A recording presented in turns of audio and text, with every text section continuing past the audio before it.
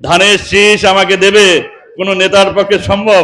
আমি আওয়ামী লীগ করা লোক, আমার পক্ষে কি কোনো নেতার পক্ষে সম্ভব ছিল? কোন কথা ছিল? এটা তো নির্মম সত্য কথা। আমি জাতীয় পার্টি করেছি, কয়েকদিন আওয়ামী লীগেও আমার নাম ছিল, তারপরেও তো এইটা আমাকে দিয়েছে। এত সহজ বিষয় না। আপনারা মনে করবেন না সোমনাথ বাবু একজন হিন্দু মানুষ এত বড় বড় কথা বলে গেল, এত সহজ আমাকে মনে করবেন না। তাই যদি হতো এত বড় বড় নেতৃবৃন্দ রয়েছে, এদেরকে ল্যাং মেরে সোমনাথ বাবু কিন্তু এই নমিশন নিতে পারতো না, ঠিক কিনা বলেন? সুতরাং সাবধান হয়ে যান। আপনারা আমার নরম অবস্থা দেখেছেন, সরলতা দেখেছেন, নমনীয়তা দেখেছেন, ভদ্রতা দেখেছেন। আমার ভয়ঙ্কর রূপ আপনারা দেখবেন, এটা আমি প্রত্যাশা করি না। আমি প্রত্যাশা করি না আমার মাস্তান ভাইদের আপনারা আমাকে মুখোমুখি দাঁড় করাবেন না। দেওয়ালের মতো, পাথরের মতো হয়ে থাকবো আমি, প্রাচীর হয়ে থাকবো আপনার সামনে আমি। এই প্রাচীর ভাঙা এত সহজ হবে না আপনাদের কাছে। সুতরাং আমার মা বোনেরা দিনের আলোয় যেমন ঘুরে বেড়াবে, তার প্রয়োজনের কাছের জন্য রাতের আধারেও ঘুরে বেড়াবে। কোনো মানুষ যদি আমার মা বোনের দিকে খারাপ নজরে তাকান, সাবধান হয়ে যান ভাই, বিপদ কিন্তু আসন্ন হয়ে যাবে আপনার জীবনে। আমার তার জীবনে যে কালো অধ্যায় শুরু হবে, হয়তো বাকি জীবন আপনি আলোর মুখ নাও দেখতে পারেন। জেল খানায় আপনাকে জীবনটা অতিবাহিত হতে হবে আপনাকে। আমি শুধু আপনাদের কথা বলবো, আপনারা, আমি যে তারেক রহমানের কাছে এই নমিনেশনটা পেয়েছি, এর কোনো মাধ্যম আছে? আপনারা জানেন এটা? কোনো মাধ্যম নেই। এই মাধ্যম সরাসরি ধানের শীষ আমাকে দেবে কোন নেতার পক্ষে সম্ভব? আমি আওয়ামী লীগ করা লোক, আমার পক্ষে কি কোনো নেতার পক্ষে সম্ভব ছিল? কোন কথা ছিল? এটা তো নির্মম সত্য কথা।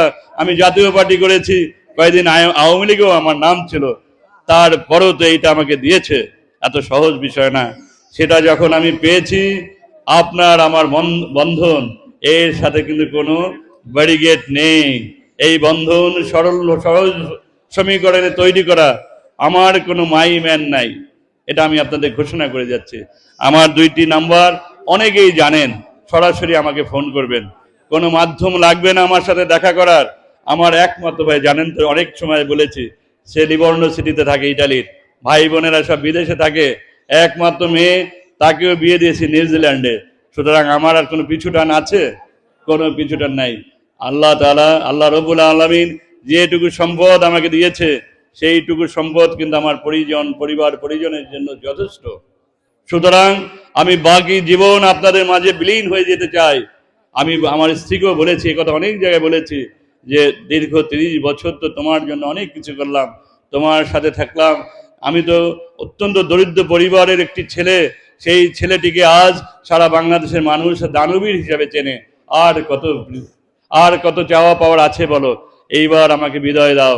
আমি আমার মোড়লগঞ্জ শরণখোলার মানুষের জন্য, ভাগ্য উন্নয়নের জন্য নিজেকে বিলীন করে দিতে চাই।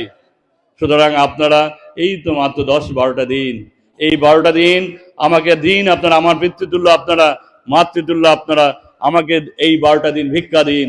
আমি কথা দিচ্ছি, আপনাদের ভাগ্য পরিবর্তন করার জন্য আগামী 5 বছর আমি বিনিদ্র রজনী কাটাবো। যত সময় আপনাদের ভাগ্যের পরিবর্তন না হয়, যত সময় এই অঞ্চলের মানুষের রাস্তাঘাট, পুল, ব্রিজ, পানীয় জলের ব্যবস্থা করানো হয়, স্বাস্থ্যের সুচিকিৎসার ব্যবস্থা করতে না পারি, ততদিন আমি বিনিদ্র রজনী কাটাবো, কথা দিয়ে গেলাম।